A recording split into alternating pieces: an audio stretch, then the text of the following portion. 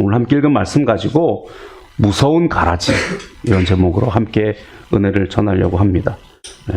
무서운 가라지. 아이고 무서워라.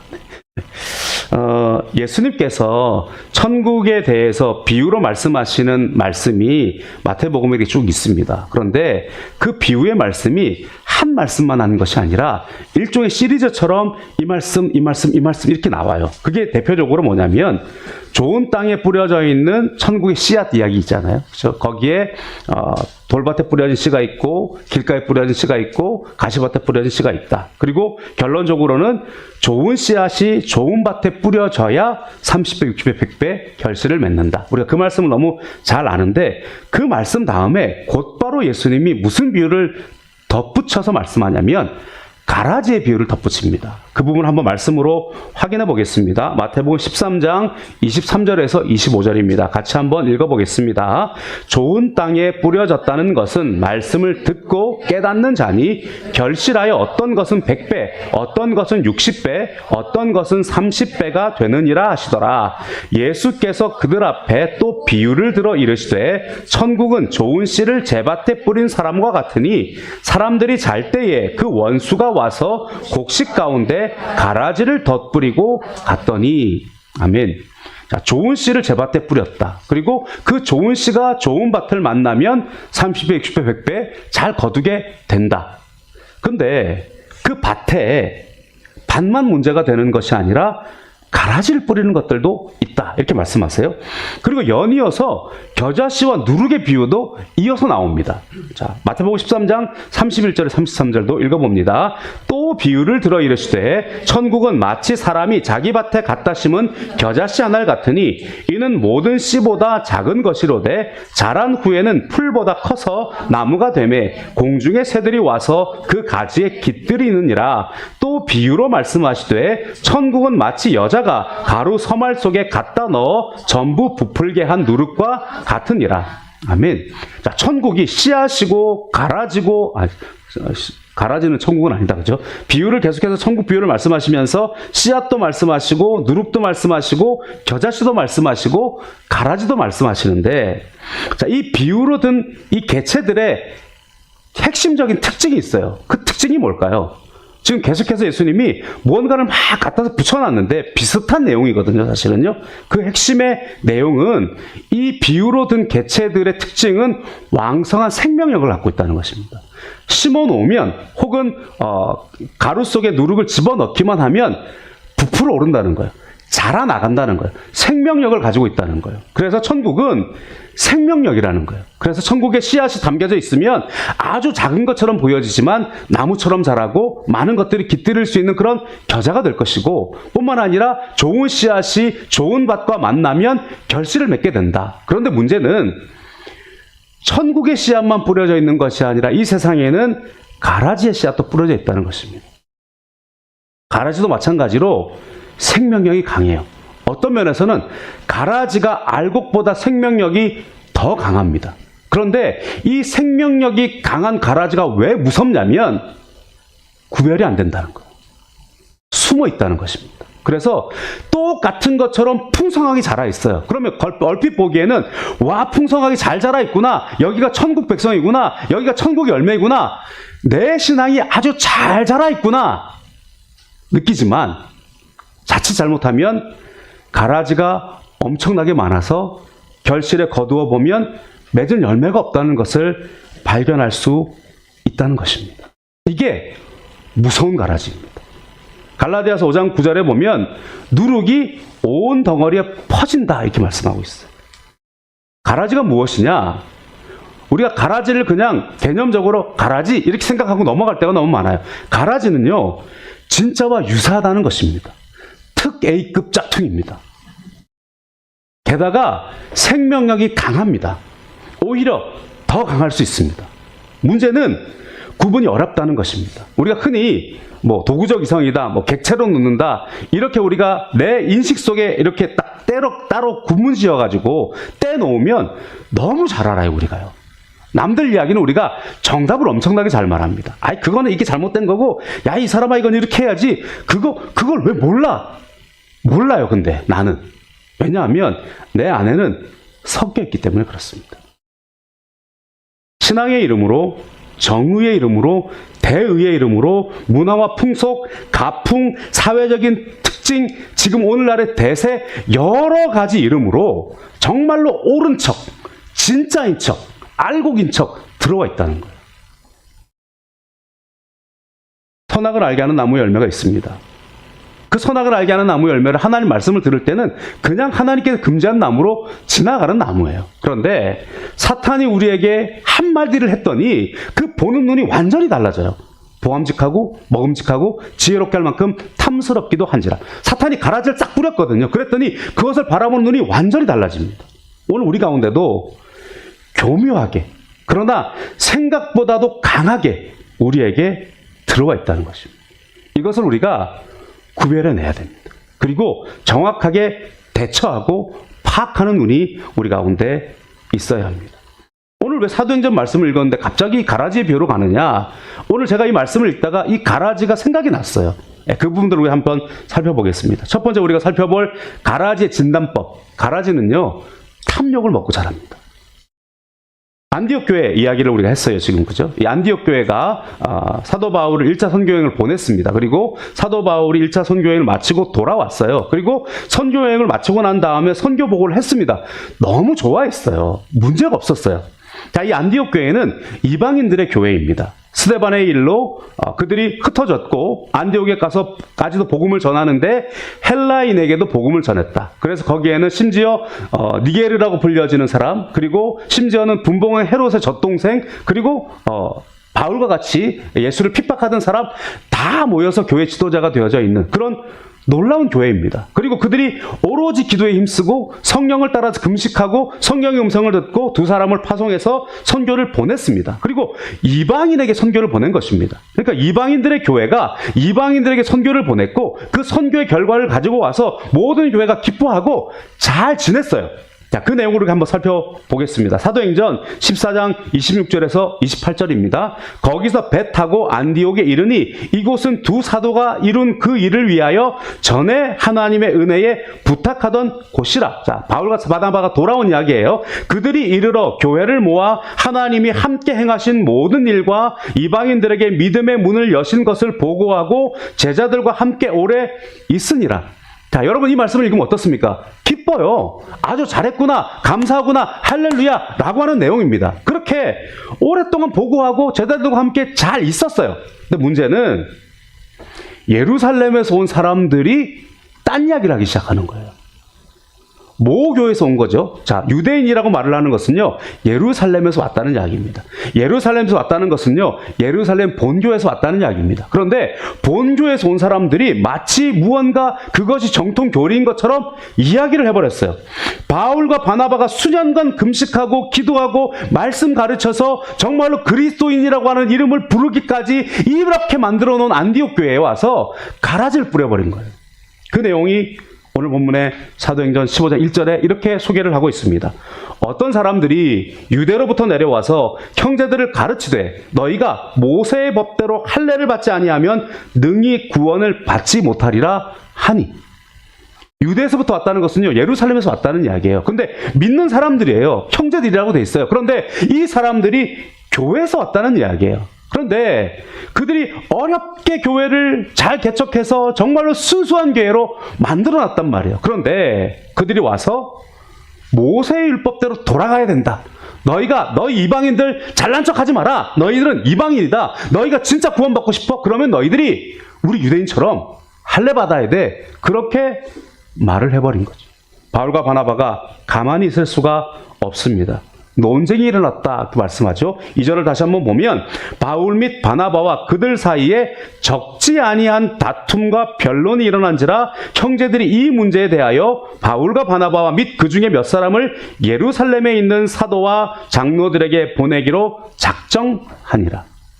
분명히 바나바와 바울이 맞는 것 같아요. 그런데 이 기세가 만만치 않은 거예요. 그러니까 큰 변론과 다툼이 일어났어요. 해결을 못하는 거예요. 왜냐하면 이들은 이방인 교회니까 무언가 신학적으로 정통성이 약하다고 생각되는 거죠. 그러면 본교회도 한번 물어봅시다. 지금 이렇게 된 거예요. 그래서 바울과 바나바를 사도들과 장로들에게 가서 이 문제를 정확하게 판단하도록 가는 것입니다. 그런데 아까 우리가 사도행전 14장의 마지막 부분을 우리가 읽었을 때 마음이 흐뭇하잖아요. 마음이 기쁘잖아요. 문제가 없는 거예요. 그런데 가라지를 뿌려놓으니까 복잡하고 힘들어졌어요. 그런데 여러분 생각해 보십시오. 이들이 예루살렘으로 가는 동안에 베니게를 거치고 사마리아를 거칩니다. 그런데 같은 간증들을 해요. 그런데 그때는요, 모두 다 기뻐해요. 3절의 내용입니다. 그들이 교회의 전송을 받고 베니게와 사마리아로 다니며 이방인들이 죽게 돌아온 일을 말하여 형제들을 다 크게 기쁘게 하더라. 이 일은요, 기쁜 거예요. 이 일은 좋은 거예요. 우리 마음속에 아무 어떤 선입견과 편견이 없이 우리가 이걸 들으면 기쁜 일이에요. 주의 성령께서 우리를 기쁘게 하는 것이에요. 그런데 왜 복잡한 가라지를 뿌려가지고 이 문제를 만들어놨는지 모르겠어요. 왜 유독 유대인들, 바리새인들이 할례를 구원의 조건으로 집어넣으려고 했을까요? 억울했던 거예요. 여러분, 이들이 수천 년 동안 이게 구원의 방법이라고 여긴 거잖아요. 수천 년 동안 자기들이 민족의 구원을 받았다고 생각했어요. 우리는 유대인들만 구원받았어. 저 이방인들은 개와 같다. 그렇게 여겼단 말이에요. 그렇게 여겼고 그것의 표시가 할례를 받는 거였단 말이에요. 그런데 할례 받지 않는 사람들이 갑자기 예수님이 나타나고 갑자기 예수님 십자가에 죽으시고 부활했더니 이것을 믿기만 하면 우리와 똑같은 구원의 조건을 가졌다라고 말을 하니까 억울한 거예요. 기분이 나쁜 거죠. 그러니까 너네들도 이거 지켜야지 라고 이야기를 하고 있는 것입니다. 신앙의 문제라고 이야기하지만 자존심의 문제입니다. 신앙의 문제라고 이야기하지만 그것은 민족 우월주의의 문제입니다. 우리 가운데 이런 것들이 있다는 거예요. 우리 속에 가라지는 뭐냐면요, 신앙인 것처럼 보여요. 이것이 정말 믿음인 것처럼 보여져요. 그러나 사실은 믿음이라고 말을 하고 있지만 나의 이득을 이야기하고 있는 거예요. 사실은 믿음이라고 말을 하고 있지만 나의 자존심을 붙잡고 있는 거예요. 이것들이 가라지처럼 열매 맺지 못하는 것들로 만들어진다는 것입니다. 때때로 우리가 거꾸로 이거는 신앙의 문제랑 상관이 없어요 라고 이야기할 수도 있어요. 우리가 말씀을 들을 때에 우리가 말씀의 원리는 이렇습니다 라고 이야기할 때 그래요, 마음도 찔려요. 그러나 내 삶 속에서 이것이 내 삶에 있는 신앙의 문제인 것을 몰라요. 이것은 생활의 문제예요. 이것은 내 선호도의 문제예요. 이것은 나의 민족성의 문제예요. 이것은 나의 가치관의 문제예요. 이것은 신앙과 상관이 없는 거예요. 그러니까 이 부분을 건드리지 마세요. 이것일 수도 있다는 거예요.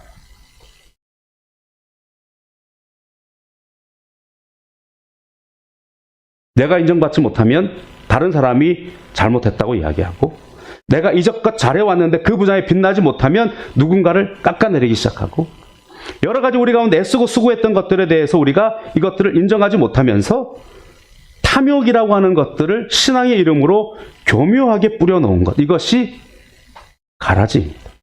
다만 사람 사이에 인정받는 문제가 아니에요. 영적인 문제, 씨름해야 되는 문제입니다. 그렇기 때문에 예수님이 가라지에 대해서, 잘못된 누룩에 대해서 거듭거듭 강조하고 있어요. 마가복음 8장 15절입니다. 예수께서 경고하여 이르시되 삼가 바리새인들의 누룩과 헤롯의 누룩을 주의하라 하시니, 천국이 가루 서말 속에 풀어져 있는 누룩과 같은 것이라고 말을 했지만 똑같이 가라지와 같고 있는 잘못된 누룩들도 엄청난 힘을 가지고 있다는 거예요. 그래서 바리새인과 헤롯의 누룩을 주의해야 한다라고 말씀하고 있어요. 누가복음 12장 1절도 마찬가지 말씀입니다. 그 동안에 물이 수만 명이 모여서 서로 밟힐 만큼 되었다. 그런데 예수께서 먼저 제자들에게 말씀하여 이르시되 바리새인들의 누룩 곧 외식을 주의하라. 이들이요, 떡을 안 가져왔나 보다 했단 말이에요. 처음에는요. 마태복음 16장 12절에 그제서야 제자들이 떡의 누룩이 아니요 바리새인과 사두개인들의 교훈을 삼가라고 말씀하신 줄을 깨달으니라. 종교 지도자입니다. 근데 바리새인들도 자기의 입장과 어떤 정치적인 입장과 자기 어떤 그런 그룹들의 어떤 그런 색깔들 때문에 각각의 교훈들을 가지고 있는 거예요. 그러니까 복음 외에 자기들의 입장, 자기들의 주장, 자기들의 정치색 집어넣은 것, 그것이 누룩이라고 말씀하고 있는 거예요.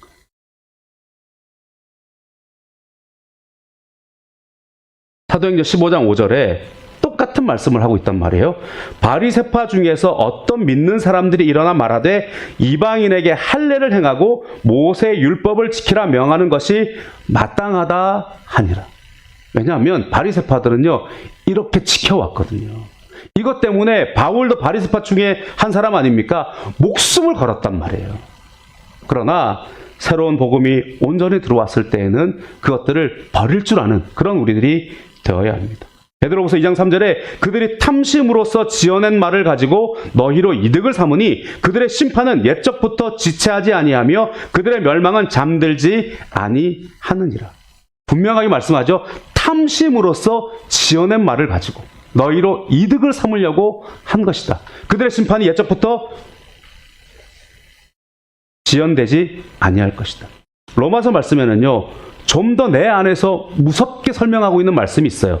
내 안에 죄가 기회를 타서 계명으로 탐심을 이룬다까지도 말씀해요. 그러나 죄가 기회를 타서 계명으로 말미암아 내 속에서 온갖 탐심을 이루었나니 이는 율법이 없으면 죄가 죽은 것입니다. 율법이요, 오늘날 우리 가운데 율법이 죄를 발견하고 내가 죽고 예수가 살아야 되는데 그것이 아니라 그것들 가운데 내 탐심이 율법을 내가 재해석하기 시작한다는 거예요. 그래서 내가 기회를 타서 내 욕심이, 내 탐심이 계명으로 말미암아서 그것들을 온갖 것들로 바꾸어내는, 탐욕을 이루어내는 그런 일들로 바꾸어내는 것이 우리의 모습이라. 그래서 골로새서 3장 5절에 뭐라고 말씀하느냐? 그러므로 땅에 있는 지체를 죽이라. 곧 음란과 부정과 사욕과 악한 정욕과 탐심이니 탐심은 우상숭배입니다. 우상숭배는요, 멀리 있지 않아요. 불교 세우고 뭐 금신상 만들고 그게 우상이 아니에요. 그 중심에 내가 있으면 그것이 우상숭배입니다. 그렇기 때문에 갈라디아서 5장 24절에는 그리스도 예수의 사람은 육체와 함께 그 정욕과 탐심을 십자가에 못 박았느니라 말씀합니다. 여러분, 그리스도인이 된다는 것은요, 주권을 이양하는 것입니다. 그리스도인이 된다는 것은요, 하나님의 말씀과 하나님의 뜻 가운데 내 무릎을 꿇는 것입니다. 여러분, 우리 가운데요, 그 무릎 꿇음이 없다면 우리가 정말로 그리스도인이라고 말할 수 있느냐라고 하는 것입니다. 오늘도 여전히 내 중심의 보좌에는 내가 앉아있고 주님을 마치 다른 신을 부리는 것처럼 부린다면 그것이 우상입니다. 말씀이 들려졌을 때 내가 어찌할 거라고 주님 앞에 무릎을 꿇고 때로는 죄를 무릅쓰고 내 가슴을 찢고 주님 앞에 통해와 눈물과 자복을 흘릴 수 있는 우리들, 심지어 주님 앞에 나는 이것이 정말로 좋은데 나는 이것을 정말로 할 수 없는데 그러나 주의 말씀 때문에 내가 이것을 하겠습니다. 혹은 도무지 되지 않는데 주님 어찌하면 좋을까요? 무릎을 꿇는 우리들이 돼야 된단 말이에요. 근데 여러분, 요나를 보십시오. 선지자라고 하는 사람이요, 하나님의 말씀을 절대로 못합니다. 죽어도 못합니다. 차라리 나를 죽여주십시오 이야기예요. 심지어는 예수님, 하나님께서 물고기 뱃속에서부터 그 요나를 건져냈는데도요, 그 니느웨가 회개하는 걸 보면서도요, 나를 죽여주세요 그런단 말이에요. 그런데 박넝쿨의 그늘 아래서 하하하 웃으면서 너무 시원하다 이야기하면서 주권을 내려놓잖아요. 오늘 일부 말씀에 본교회에서 예수님의 흔적에 대한 말씀을 하셨어요. 바로 흔적이 뭐냐? 이 싸움의 결과물을 가지고 있어야 돼요. 제가 그 흔적 설교를 들으면서 무슨 생각이 났냐면, 무슨 영화인지 그 짤이 돌잖아요. 그 이정재 씨가 이렇게 우통을 탁 벗더니 내가 말이요 이러면서 여기에 한 방, 여기에 한 방 있잖아요. 그 자랑을 한단 말이에요. 내용 잘 기억 안 나요. 이렇게 지금 지나갔던 기억만 나요. 뭐 하다 총 한번 맞고, 뭐 한번 하다 총 한번 맞고, 그러면 자기가 서 있다는 거 아니에요. 여러분, 우리에게 그 흔적이 있어야 된다고요. 내가 말이요, 예수님 말씀대로 살아보려다가, 이 결단 내고 이거 한번 내가 끊어보려고 애를 쓰다가, 이 흔적이 남았어요. 사도 바울은 뭐라고 이야기합니까? 40에 하나 감한매를 2번 맞았다. 7번이나 풍랑 속에 들어가 있었다. 이런 이야기 한단 말이에요. 그죠? 우리 가운데 그 흔적이 있어야 돼요. 이 무릎에 이것이 왜 생겼는 줄 아느냐? 내가 주님의 말씀 순종하려고 무릎 꿇고 기도하다가 이런 흔적이 생겼다. 이런 것들이 있잖아요. 내 마음속에 왜 이런 마음에 눈물이 생겼는 줄 아느냐? 내가 주님 앞에 헌신하려고 기도하다 보니까 내 눈에 눈물이 흐르기 시작하더라. 뭐 예를 들면 그런 것들입니다. 그죠? 우리 가운데 그게 있어야 된다고요. 오늘 내게 있는 여러분이 처절한 씨름 속에 주님 앞에 주권을 맡겨드리기 위해서 애쓰고 몸부림쳤던 그 흔적들이 있어야 된다. 바라지는 깨끗함으로 정리가 됩니다. 사실은 되게 쉬울 수 있어요. 엄청 쉬워요. 사실은 일을 행하는 걸 보면. 자, 베드로와 바나바가 어떻게 일을 행하느냐면 제일 먼저 이 일 가운데 뭘 했냐면 바울과 바나바가 자기의 일들을 간증해요. 그리고 베드로도 이 일에 대해서 간증합니다. 그러면서 아니 내가 복음을 전하려고 이방에 갔는데 성령이 임했어. 나보고 어떡하라는 이야기야. 하나님이 하셨는데 나보고 어떡하라는 이야기야. 내가 갔는데 하늘로부터 두루마리가 내려졌어. 나는 그것들을 먹은 적이 없다고 하나님 앞 씨름했는데 3번 말씀하셨어. 그런데 그곳에 갔더니 성령이 임했어. 성령이 임했는데 내가 어떡하라고. 그런 말씀하는 거예요. 바울과 바나바가 선교행 다녔다는 거예요. 이방인들 곳에 갔는데 우리가 봤잖아요. 그죠? 지난주, 지지난주에. 그래서 바 예수가 어떻게 눈이 멀었다. 서교 바울이 어떻게 예수를 믿었다. 내가 어떻게 돌에 맞아 죽을 뻔했는데 어떻게 일어났다. 이런 이야기 하는 거예요. 그리고 내가 가는 곳마다 구불에서 복음이 전해지고 이고니온에서 복음이 전해지고 루스드라에 복음이 전해지고 그렇게 하나님의 복음이 전해지더라. 그렇게 안디옥 교회가 기뻐했단 말이에요. 그 이야기를 고스란히 합니다. 이것이 중요해요. 성령이 행하신 글들을 그냥 바라보는 거예요. 하나님께서 어떻게 일하시고 계시는 거예요. 사도행전 15장 6절에서 12절입니다. 사도들과 장로들이 이 일을 의논하여 모여 많은 변론이 있은 후에 문제는요. 예루살렘 교회에도요. 이게 변론거리가 됐다는 거예요. 그렇죠? 똑같아요. 왜냐하면 유대인들을 배경으로 하고 있는 예루살렘 교회니까. 그 중에 일부가 안디옥 교회를 흐린 것이지 사실은 문제를 삼지 않고 드러내지 않았지만 그 안에 팽배했던 문제였다는 거예요. 그러니까 그곳에서도 많은 변론이 있었어요. 그런데 이 변론을 잠재운 것은 다른 것이 아니고 베드로와 바울이 있었던 성령의 역사를 말씀하는 거예요. 많은 변론이 있은 후에 베드로가 일어나 말하되 형제들아 너희도 알거니와 하나님이 이방인들로 내 입에서 복음의 말씀을 들어 믿게 하시려고 오래전부터 너희 가운데 나를 택하시고 또 마음을 아시는 하나님이 우리에게와 같이 그들에게도 성령을 주어 증언하시고 믿음으로 그들의 마음을 깨끗이 하사 그들이나 우리나 차별하지 아니하였느니라. 그런데 지금 너희가 어찌하여 하나님을 시험하여 우리 조상과 우리도 능히 매지 못하던 멍에를 제자들의 목에 두려느냐. 그러나 우리는 그들이 우리와 동일하게 주 예수의 은혜로 구원받는 줄을 믿노라 하니라.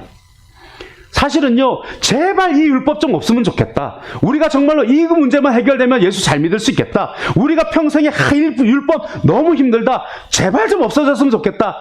했던 거였어요. 그런데도 오직 은혜로 말미암아 구원받는 복음이 전해지니까 너네도 이거 져야지 이러고 있다면 말이 되느냐는 이야기입니다. 그러자 12절에 바울과 바나바도 똑같은 말씀을 전해요. 온 무리가 가만히 있어 바나바와 바울이 하나님께서 자기들로 말미암아 이방인 중에서 행하신 표적과 기사에 관하여 말하는 것을 듣더니. 베드로가 성령이 하시고 있는데 왜 우리가 성령이 하시는 것을 안 된다고 말을 하느냐. 원래 베드로가 이거 잘하는 사람이었거든요. 베드로 전문 분야예요. 예수님께서 발 씻겠다 그러면 안 됩니다 그러잖아요. 예수님께 십자가 죽겠다 그러면 안 됩니다 이러잖아요. 베드로가 이거 전문가예요. 그러나 베드로가 성령의 사람이 되고 보니까 성령의 역사를 바라볼 수 있는 눈이 생겨진 것이죠. 그렇게 말씀을 전할 때는 우리가 잠잠할 수 있었고 바울과 바나바가 각 이방인의 지역에서 복음 전하는 것을 들었어요. 그때에 야고보가 말씀을 찾습니다. 그리고 말씀의 근거를 제시합니다. 이게 우리의 방법이어야 됩니다. 성령이 행하시는 현실을 봐야죠. 그죠? 지금 이 일들이 성령의 일인가? 성령께서 역사하시는 것들을 바라볼 수 있는 관점이 생기고 그리고 난 다음에 말씀이 무엇라고 말씀하시는가를 우리가 볼 수 있는 눈이 있어야 된다는 거죠. 야고보가 말씀의 근거를 제시합니다. 15장 13절에서 18절이죠. 말을 마침에 야고보가 대답하여 이르되 형제들아 내 말을 들으라. 하나님이 처음으로 이방인 중에서 자기 이름을 위할 백성을 취하시려고 그들을 보내신 것은 그것을 시므온이 말하였으되, 이 베드로입니다. 선지자들의 말씀이 이와 같이 일치하도다 기록된 바, 이후에 내가 돌아와서 다윗의 무너진 장막을 다시 일으키며 또 그 허물어진 것을 다시 지어 일으키리니 이는 그 남은 사람들과 내 이름으로 일컬음을 받는 모든 이방인들로 주를 찾게 하려 함이라 하셨으니, 즉 예로부터 이것을 알게 하시는 주의 말씀이라 함과 같으니라.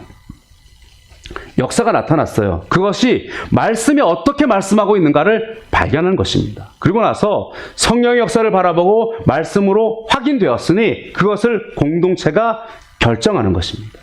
그래서 결정된 것을 한 마음으로 유지하는 그것을 바라보게 됩니다. 말씀을 연이어서 제가 읽어보겠습니다. 22절과 25절의 결론입니다. 이에 사도와 장로와 온 교회가 그 중에서 사람들을 택하여 바울과 바나바와 함께 안디옥으로 보내기를 결정하니 곧 형제 중에 인도자인 바사바라 하는 유다와 실라더라. 그 편에 편지를 붙여 이르되, 사도와 장로된 형제들은 안디옥과 수리아와 길리기아에 있는 이방인 형제들에게 문안하노라. 들은즉 우리 가운데서 어떤 사람들이 우리의 지시도 없이 나가서 말로 너희를 괴롭게 하고 마음을 혼란하게 한다 하기로, 사람을 택하여 우리 주 예수 그리스도의 이름을 위하여 생명을 아끼지 아니하는 자인 우리가 사랑하는 바나바와 바울을 함께 너에게 보내기를 만장일치로 결정하였노라. 그렇게 논쟁을 했어요. 그런데 성령의 역사가 증거되고 말씀의 기준이 딱 증거되니까 만장일치로 결정을 했다는 거예요. 그러면서 그 내용이 뭡니까? 안디옥에 있는 사람들, 바울이 다녀왔던 1차 선교 여행이 그 지역인 수리아와 길리기아에 있는 이방인들에게 문안한다. 이 편지를 그들에게 다 썼다는 이야기입니다. 그리고 그 말씀을 받아다가 유다와 실라와 함께 바울과 바나바가 안디옥에 왔어요. 그리고 그 말씀을 공포합니다. 그 내용이 30절에 35절에 나옵니다. 그들이 작별하고 안디옥에 내려가 무리를 모은 후에 편지를 전하니 읽고 그 위로한 말을 기뻐하더라. 원래 기쁜 내용이었어요. 그런데 유다에서부터 온 사람들이 가라지를 뿌려서 복잡하게 만들었어요. 그런데 그 가라지를 싹 정리하고 나니까 읽고 그 위로한 말을 기뻐하더라. 예루살렘 교회에서 보내받은 유다와 실라도 선지자라 여러 말로 형제를 권하며 굳게 하고 얼마 있다가 평안히 가라는 전송을 형제들에게 받고 자기를 보내던 사람에게로 돌아가되, 예루살렘 돌아갔다는 이야기죠. 바울과 바나바는 안디옥에 유하며 수다한 다른 사람들과 함께 주의 말씀을 가르치며 전파하니라. 그리고 어떻게 되느냐? 이 편지를 가지고 1차 선교여행 지역에 다시 전하자라고 2차 선교를 떠나는 거예요. 그래서 어떤 사람들은 갈라디아서가 이 시기에 쓰여졌다는 사람도 있고요. 2차 선교행이 끝나고 난 다음에 쓰여졌다는 사람도 있어요. 그러나 중요한 것은 갈라디아서의 내용이 이 내용을 기반으로 하고 있다는 거예요. 결론적으로 말씀드립니다. 입장, 입지, 이득, 때로는 상처받았다, 때로는 여러 가지 우리 가운데 어떤 그런 이 상황적인 것이다, 여러 가지 말로 우리에게 가라지가 뿌려질 수 있다는 거예요. 제가 고등학교 때인가 중학교 때인가 정확하게 누가 한 이야기인지는 기억이 잘 안 나는데요. 제 가치관에 파장을 준 이야기가 하나 있었어요. 별 이야기는 아니에요. 친구들끼리 싸웠어요. 같은 학교 친구들끼리. 이제 고등학교 때인 것 같아요. 지금 이제 갑자기 그 친구 얼굴 떠올라서 누가 이야기한 건지. 그때 친구들끼리 싸웠어요. 저희는 기숙형 고등학교 있었어요. 다 친해요. 근데 친구들이 싸웠다는 거예요. 그래서 제가 물었어요. 왜? 누가 뭘 잘못했는데? 이렇게 물었어요. 그랬더니 한 친구가 뭐라 그러냐면, 친구들끼리 싸웠는데 누가 잘못했느냐가 뭐가 중요하네요. 그러면서 그 친구가 뭐라 그러냐면, 나랑 더 친한 친구가 잘한 거라는 거예요. 오늘날은 그거 굉장히 도움이 되는 말이기도 해요. 그죠? 아니, 잘잘못을 따질 게 아니고요. 둘 중에 누가 더 내 친구인가가 중요하다는 거예요. 그 편 들어줘야 된다는 거죠. 뭐 상담학적으로나, 우리가 어떤 정신역동, 이런 걸로는 도움이 될 수 있어요. 그러나, 좋죠. 지지해주는 거 중요합니다. 공감해주는 거 중요하죠. 나는 네 편이야가 중요하죠. 그러나, 잘잘못은 따질 줄 알아야죠. 우리에게 이런 핀트가 조금 어긋난 것들이 뿌려져 있다는 거예요. 물론 규율과 규범과 이런 것들로 막 이렇게 다 하는 것이 아니잖아요. 그러나 분명히 내 친구는 편 들어줘야죠. 그렇지만 정확한 거는 평가해야 될 거 아닙니까? 잘못한 사람이 사과해야죠. 그리고 선처를 베풀 수 있다 또 이야기하고, 그런데 그게 안 먹히면 또 뭐 힘을 실어주든지 여러 가지를 해야 되겠죠. 그런데 우리가 많은 소설들, 많은 실질적인 사례들, 잘못된 부정, 잘못된 모정에 대한 이야기가 얼마나 많습니까? 내 자식이 범죄하면 내가 책임을 지려 해야지 감추려면 안 돼요. 그런데 감추는 것이 부정으로 여길 때가 있어요. 이것을 정확하게 하고 죗값을 지게 만들고 그리고 선처를 호소하는 것을 해야 되는 것이 옳지 않겠습니까? 아이 놈아, 이 나쁜 놈, 네가 또 그랬지. 이건 아니에요. 아이고, 아빠가 너를 응원한다. 내가 그럴 수 있다고 생각한다. 너는 원래 착한 아이다. 위로해줘야죠. 그러나 이것에 대해 책임을 지는 법도 우리가 함께 나누어야 되지 않겠습니까? 습관적으로 우리가 그것들을 감추는 죄의 습관들이 있어요. 우리가 아담 하와 이후로 먼저 드러난 것 아닙니까? 무화과 나무에 옷을 입고 무화과 나무 사이에 숨고 하나님은 다 보고 계시는데 그것들을 해결해야 되는데 숨으려고 하는 것들이 우리들의 모습이잖아요. 심지어 성군이었던 다윗, 하나님의 마음에 합했던 그 다윗조차도 그 순간에는 교묘한 계략으로 그것들을 숨기려고 했단 말이에요. 그러나 하나님은 모든 것을 알고 계십니다. 그러나 그것을 대하는 방법이 사랑이어야죠. 그리고 살리는 것으로 가야 되죠. 율법은 죽이는 것입니다. 율법은 판단하고 그 아이를 죽여버리는 것입니다. 그러나 그것이 아니라 사랑으로 할 수 있으면 그 책임을 내가 동감하고 그 책임을 내가 져줄 수 있으면 져줄 수 있는 그 일로 나아가는 것이 맞겠죠. 사랑이 죄를 간과하는 것이지만 사랑이 죄를 묵인하는 것은 아닙니다. 하나님이 우리의 죄를 간과하셨지만 하나님께서 죄를 묵인하진 않으십니다. 하나님께서는요, 그 아들 독생자 예수 그리스도를 십자가에 못 박으면서까지 죄를 감당하신 하나님이세요. 그 예수 그리스도의 십자가의 희생 때문에 우리의 죄를 묵인하시고 묵과하시고 넘어가시는 것뿐이지 우리가 죄가 없는 것이 아니잖아요. 하나님은 철저하게 값을 치르셨습니다. 내 안에 들어가 있는 탐욕의 가라지 바라봐야 됩니다. 가라지가요, 엄청난 생명력이 있다는 걸 잊어버리면 안 됩니다. 가라지가 무서운 것은요, 교묘하게 숨어 있다는 것입니다. 그렇기 때문에 세상의 방법으로 이게 해결이 안 됩니다. 여러분, 우리가요, 예수 믿어도 변하지 않는 이유, 우리가 여러 가지 어떤 그런 내 삶의 것들이 고쳐지지 않는 이유는 뭐냐면요, 스스로를 말씀으로 객관화하지 못해서 그래요. 말씀 가운데 나를 쫙 비춰놔야 돼요. 그리고 내가 못 지키고 있는 것은요, 주님 앞에 여전히 죄송한 거죠. 그러니까 우리가 율법적으로 다 지킬 수 있냐? 그건 아니죠. 그럴수록 또 십자가에 내려와서 주님 오늘도 은혜밖에 없습니다라고 고백하는 거예요. 그러다 보면 어느 틈인가 내 안에 강함이 생기고 새살이 돋아나가면서 그것들을 이겨낼 수 있는 힘이 생긴다는 거예요. 지난 한 주간에 이 한번 친구분들이 이렇게 왔는데요. 그 회사를 경영하는 한 분이 있었어요. 그분이 어떤 이야기를 하냐면 직원 구하기가 너무 힘들다는 거예요. 직원 구하기가. 그런데 직원 구하기가 왜 힘드냐? 자기 객관화가 안 돼 있대요. 그러니까 뭐 최저시급 얼마 시급 이게 있잖아요. 그러면 희망 연봉 쓰잖아요. 그죠? 희망 연봉. 근데 대부분 와가지고 뭐라고 쓰냐면 대학 초년병 뭐 이렇게 졸업하신 사람이 희망 연봉 7천 뭐 이렇게 쓴다는 거예요. 그러면 그 뭐 개인 사업장이니까 부부가 여보, 당신 월급보다 많은데 이 사람 어떻게 쓰지? 이런 고민한다는 거예요. 명퇴하시고 뭐 또 이렇게 어떤 뭐 그런 캐리어 쌓으려고 하는 저희 또래 사람들 와가지고 희망 연봉 쓴다는 거예요. 1억 이렇게 쓴다는 거예요. 여보, 당신 월급보다 많은데 이 사람 어떻게 쓰지? 좋지요. 오늘날 젊은이들이 안타깝지만 죄송하지만 취업의 길이 없는 것이 아니고요. 그런 곳에만 지원을 하고 있다는 거예요.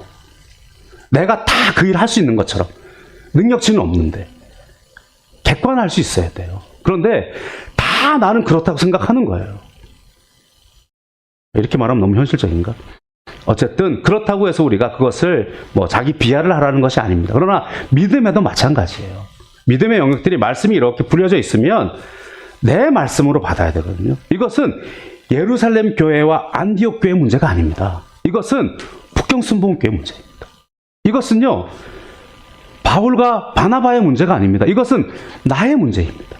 오늘 내 가운데 가라지가 뿌려졌다는 것은 가라지가 뿌려진 건 안 믿는 사람 문제겠지, 가라지가 뿌려진 신앙에 문제가 있는 사람들 문제겠죠. 아니요, 내 안에 문제예요.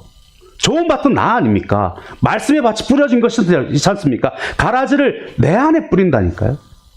가라지의 대표적인 것은 탐욕입니다. 청결하게 하는 것은 다른 것이 없고요, 탐욕을 내려놓는 것입니다. 성령이 어떻게 역사하시는지를 그냥 보는 것입니다. 객관화하는 것입니다. 그리고 말씀이 어떻게 말씀하시는지를 말씀하는 것입니다. 말씀에 기록되어져 있으면요, 그건 나를 향한 말씀입니다. 말씀이 기록되어 있는 말씀을 지식으로만 알고 있고 나에게 적용하지 않으면 내 가운데 예수와 함께 씨름한 흔적이 남을 수가 없어요. 어떨 때는 두려워요. 어떨 때는 이것과 싸워 나가기가 힘들어요. 겁이 나요. 제가 우리 청년들한테 늘 강조하는 게 뭐냐면, 요즘 훈련하고 있는 게 뭐냐면, 아침에 눈 뜨면 하나님 안녕하세요 인사하자. 밤에 잠자기 전에 하나님 내 영혼 하나님께 맡깁니다. 인사하고 자자. 제가 이거 늘 강조하는데요. 제가 해보니까요, 아침에 눈 뜨자마자 기도하는 것과 아침에 눈 뜨자마자 하나님을 인사하는 거예요. 달라요. 기도는 우리가 습관적으로 합니다. 주여 오늘도 하루를 위해 주시고 이거 하고요. 하나님 안녕하세요. 오늘도 인격적이잖아요. 하나님 밤에 잠들 때 우리가 습관적으로 기도합니다. 우리 교회 이렇게 하시고 뭐 이거 하고, 하나님 오늘 밤에도 주님 함께 해주세요. 이거는요 전혀 다른 문제더라고요. 친밀감이 완전히 달라요. 그리고 친구들한테 제가 권면하기 시작했습니다. 처음 예수 믿는 친구들이 있다 그랬잖아요. 약속하자. 하루 3번 밥 먹을 때 기도하자. 하루 3번 밥 먹을 때 기도할 때 눈 감고 이마 부딪히든 가지 말고 잠시 동안이라도 깊게 하나님을 부르고 기도하자. 이거 훈련하고 있어요. 여러분, 이것이 쉽지 않잖아요. 여러분의 신앙 속에서 주의를 생명같이 지키는 것, 여러분들의 신앙 속에서 11조를 구별해 드리기 시작하는 것, 여러분의 신앙 속에서 나의 물질관, 나의 시간관, 나의 가치관, 나의 즐거움의 것들을 하나님 앞에 무릎 꿇어 나가는 것 쉽지 않아요. 이것이 안 되면 예수의 흔적이 없어요. 이 씨름이 없으면 세상 가운데 그리스도의 영향력을 미칠 수가 없어요. 오늘 우리는요, 나의 중심의 주권에 예수님을 놓는 것을 해야 돼요. 그리고 오늘도 그 씨름 가운데 나의 모든 가치관을, 가라지가 되는 것들을 일단 다 펼쳐야 돼요. 그리고 다시금 알곡된 것들을 씹어 넣어야 돼요. 가라지인지 알곡인지 대충 봐서는 안 보입니다. 충분히 가라지가 신앙의 이름으로 둔갑해서 나를 얽어맨 것들이 있습니다.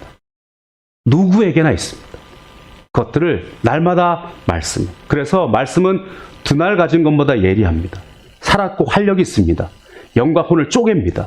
관절과 골수를 쪼갭니다. 마음과 생각을 감찰하시는 하나님께 우리를 벌거벗긴 것처럼 드러낸다고 말씀하셨습니다. 말씀은 그 역할을 하는 것입니다. 그리고 그 안에 발견한 나의 연약함과 그 안에 발견한 나의 죄를 가지고 예수의 십자가 앞에 은혜의 보좌 앞으로 또다시 담대히 긍휼함을 얻기 위해서 나아가는 것입니다. 그럼 우리 주님께서 오늘도 마치 헌옷을 벗겨놓고 목욕을 시키고 새 옷을 입히고 가라지를 씌우는 것처럼, 이 가락지를 끼우는 것처럼 아버지가 우리를 끌어안으시듯이 우리를 주의 성령으로 새롭게 하시는 것입니다. 오늘도 좋은 밭이 돼야죠. 그리고 오늘도 그 밭의 기운이 가리지 않도록 그것들을 걷어내고 오늘도 좋은 열매를 맺는 우리들이 되어져야 할 줄로 믿습니다. 오늘도 성령의 역사 가운데, 말씀의 원리 가운데 내 가운데 있는 탐욕을 내려놓고 오늘도 주님의 것들이 온전히 열매 맺을 수 있는 저와 여러분 됐으면 좋겠습니다.